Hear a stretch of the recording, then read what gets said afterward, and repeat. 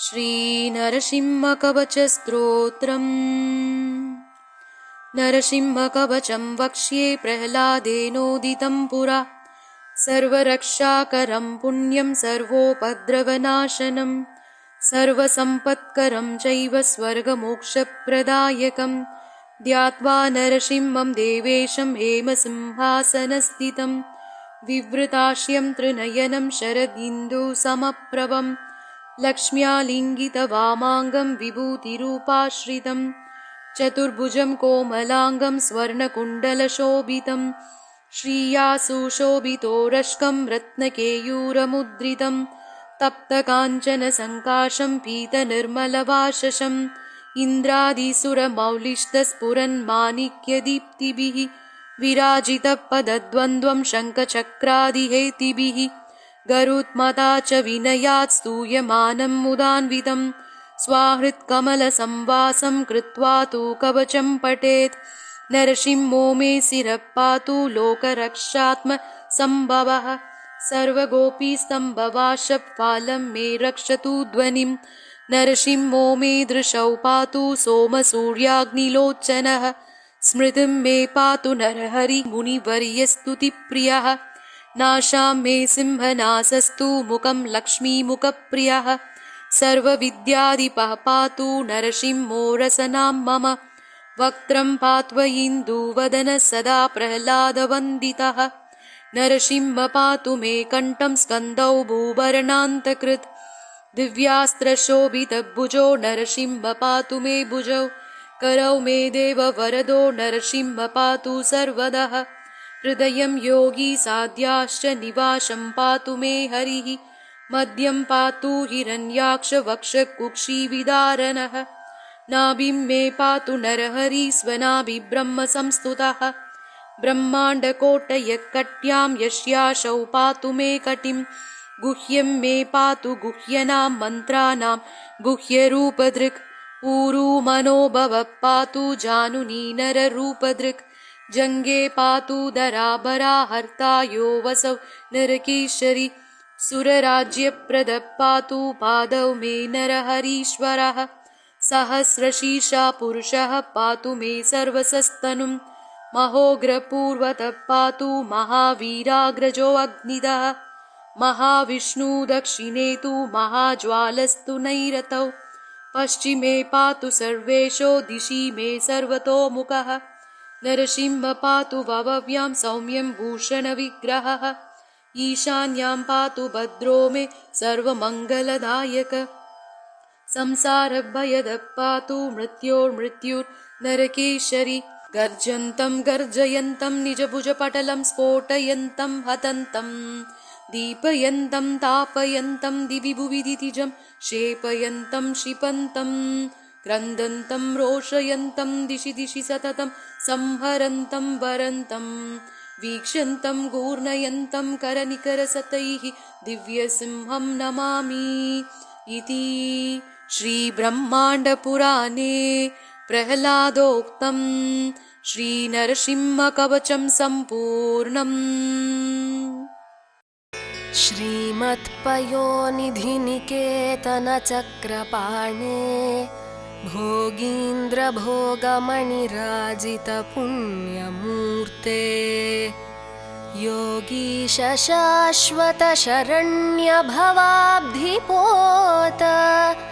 लक्ष्मीनृसिंह मम देहि करावलम्बम् ब्रह्मेन्द्ररुद्रमरुदर्ककिरीटकोटि सङ्घट्टिताङ्घ्रिकमलामलकान्तिकान्त लक्ष्मीलसत्कुचसरोरुहराजहंस लक्ष्मीनृसिंह मम देहि करावलम्बम् संसारदावदहनाकुलभीकरोरु ज्वालावलीभिरतिदग्धतनूरुहस्य त्वत्पादपद्मसरसीं शरणागतस्य लक्ष्मीनृसिंह मम देहि करावलम्बम् संसारजालपतितस्य जगन्निवास सर्वेन्द्रियार्थबडिशाग्रझषोपमस्य प्रोत्कम्पितप्रचुरतालुकमस्तकस्य लक्ष्मी नृसिंह मम देहि करावलम्बम् संसारकूपमतिघोरमगाधमूलम् सम्प्राप्य दुःखशतसर्पसमाकुलस्य दीनस्य देवकृपया पदमागतस्य लक्ष्मी नृसिंह मम देहि करावलम्बम् संसारभीकरकरीन्द्रकराभिघात निष्पीड्यमानवपुषः सकलार्तिनाश प्राणप्रयाणभवभीतिसमाकुलस्य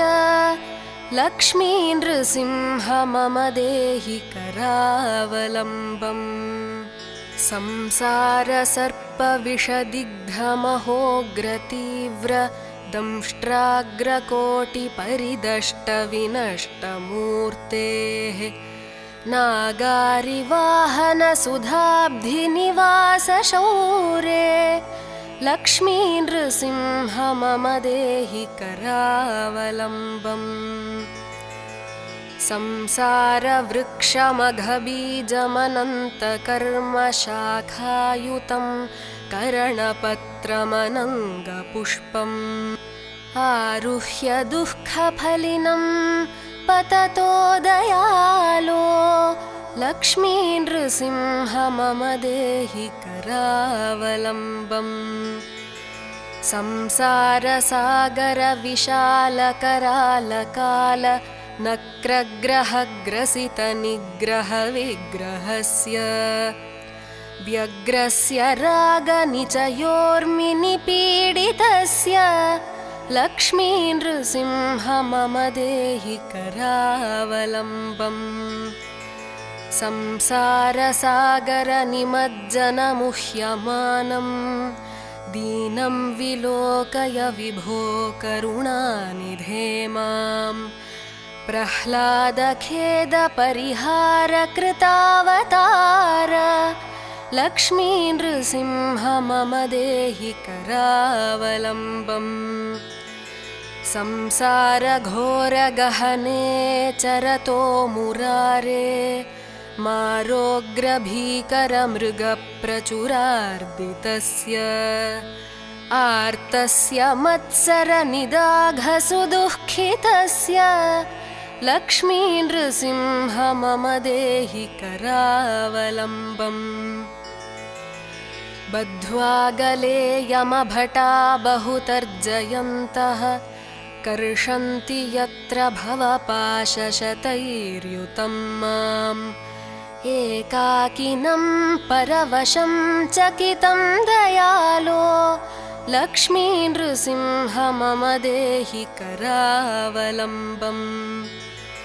लक्ष्मीपते कमलनाभसुरेश विष्णो यज्ञेश यज्ञमधुसूदन विश्वरूप ब्रह्मण्यकेशव जनार्दन वासुदेव लक्ष्मी नृसिंह मम देहि करावलम्बम् एकेन चक्रमपरेण करेण शङ्खम् अन्येन सिन्धुतनयामवलम्ब्य तिष्ठन्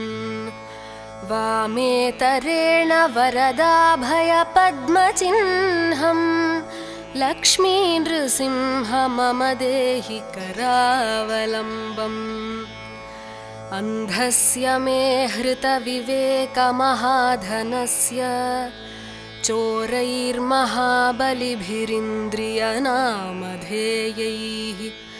मोहान्धकारकुहरे विनिपातितस्य लक्ष्मी नृसिंह मम देहि करावलम्बम् प्रह्लाद नारद पराशर पुण्डरीक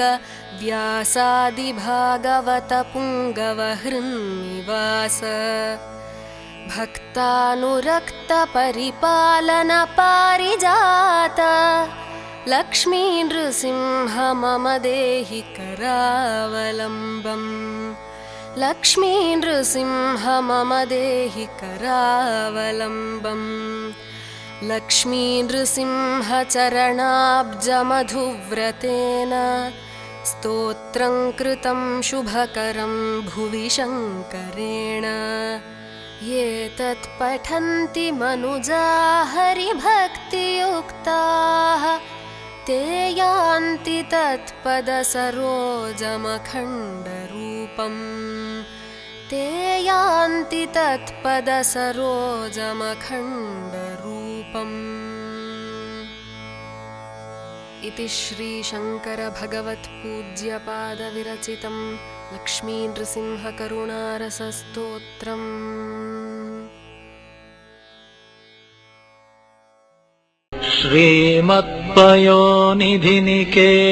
श्रीमत्पयोनिधिनिकेतनचक्रपाणे भोगीन्द्रभोगमणिरञ्जितपुण्यमूर्ते योगेश शाश्वत शरण्यभवाब्धिपोत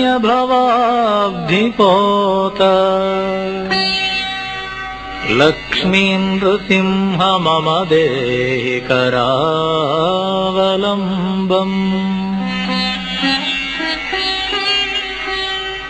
ब्रह्मेन्द्र रुद्रमरुदर्क किरीटकोटि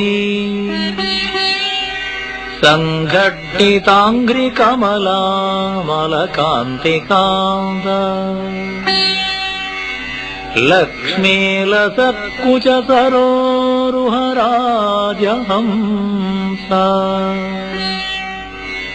लक्ष्मी नृसिंह मम देहि करावलम्बम्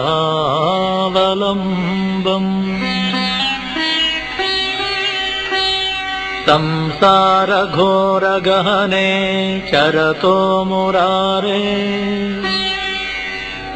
मारोग्रभीकरमृगप्रवरादितस्य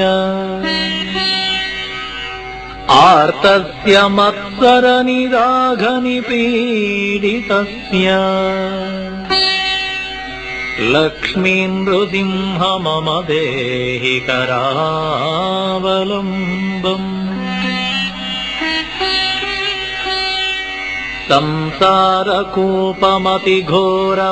संसारकूपमतिघोरमगाधमूलम् सम्प्राप्य दुःखशतसर्पसमाकुलस्य दीनस्य देवकृपणा पदमागतस्य लक्ष्मी नृसिंह मम देहि करावलम्बम्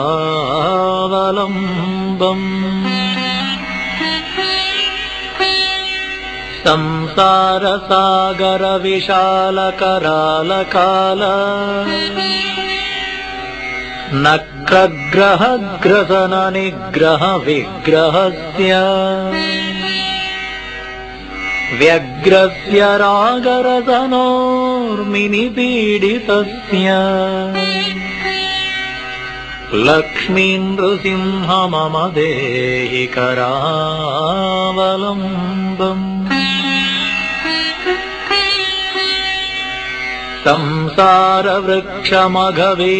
संसारवृक्षमघबीजमनन्तकर्म शाखाशतं करणपत्रमनङ्गपुष्पम् आरुह्य दुःखफलितं पततो दयालो लक्ष्मी नृसिंह मम देहि करावलम्बम्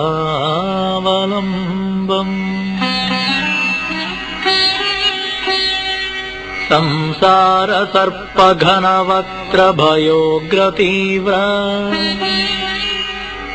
दंष्ट्राकरालविषदग्धविनष्टमूर्ते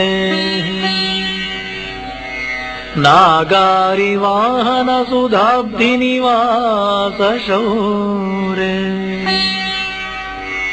लक्ष्मी नृसिंह मम देहि करावलम्बम्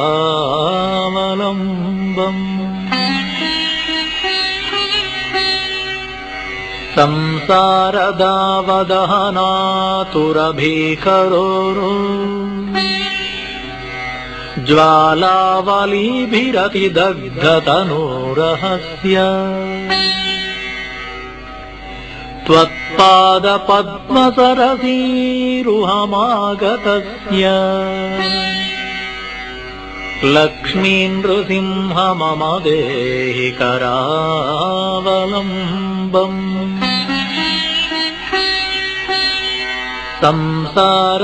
संसारजालपतितस्य जगन्निवास सर्वेन्द्रियार्थबडिशाग्रझषोपमस्य प्रोत्कण्डितप्रचुरतालुकमस्तकस्य लक्ष्मी नृसिंह मम देहि करावलम्बम्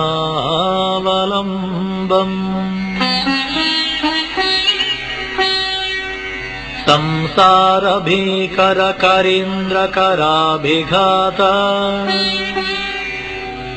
निष्पिष्टवर्मवपुषः सकलार्तिनाश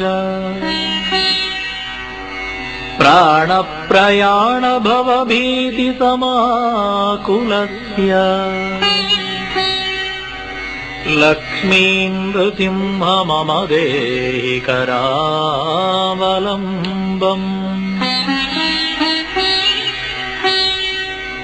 अन्धस्य मे हृतविवेकमहाधनस्य चोरैः प्रभो बलिभिरिन्द्रियनामधेयैः मोहान्धकूपकुहरे विनिपातितस्य लक्ष्मी नृसिंह मम देहि करावलम्बम्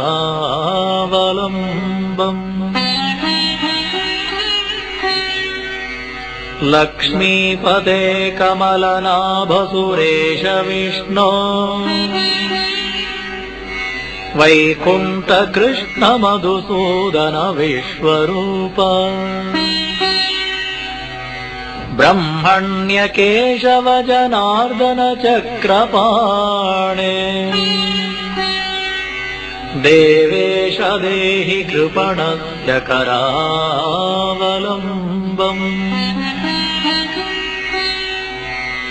लक्ष्मी नृसिंह चरणाब्जमधुव्रतेन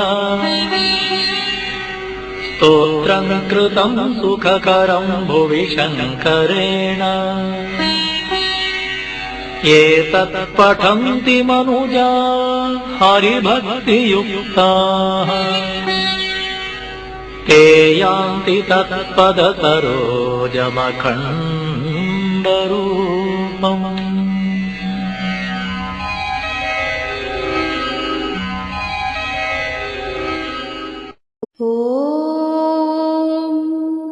उग्रं वीरं महाविष्णुं ज्वलन्तं सर्वतोमुखं नृसिंहं भीषणं भद्रं मृत्युर्मृत्युं नमाम्यहम् उग्रं वीरं महाविष्णुं ज्वलन्तं सर्वतोमुखं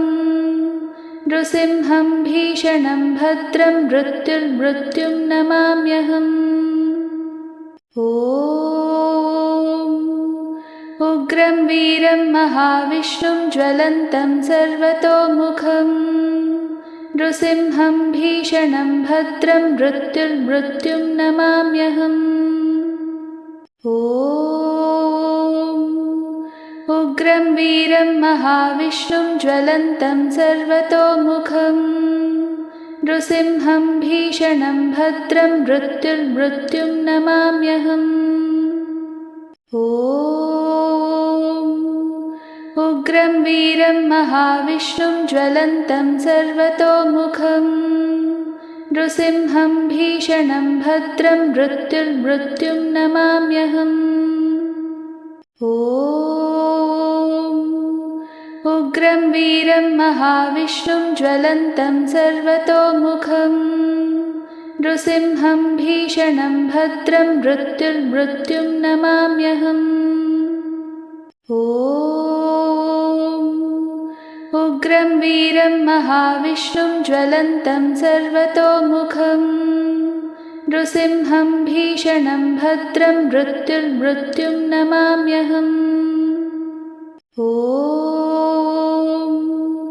उग्रं वीरं महाविष्णुं ज्वलन्तं सर्वतोमुखं नृसिंहं भीषणं भद्रं मृत्युर्मृत्युं नमाम्यहम् ॐ उग्रं वीरं महाविष्णुं ज्वलन्तं सर्वतोमुखं नृसिंहं भीषणं भद्रं मृत्युर्मृत्युं नमाम्यहम् ॐ उग्रं वीरं महाविष्णुं ज्वलन्तं सर्वतोमुखं नृसिंहं भीषणं भद्रं मृत्युर्मृत्युं नमाम्यहम् ॐ उग्रं वीरं महाविष्णुं ज्वलन्तं सर्वतोमुखं नृसिंहं भीषणं भद्रं मृत्युर्मृत्युं नमाम्यहम् ॐ उग्रं वीरं महाविष्णुं ज्वलन्तं सर्वतोमुखं नृसिंहं भीषणं भद्रं मृत्युर्मृत्युं नमाम्यहम्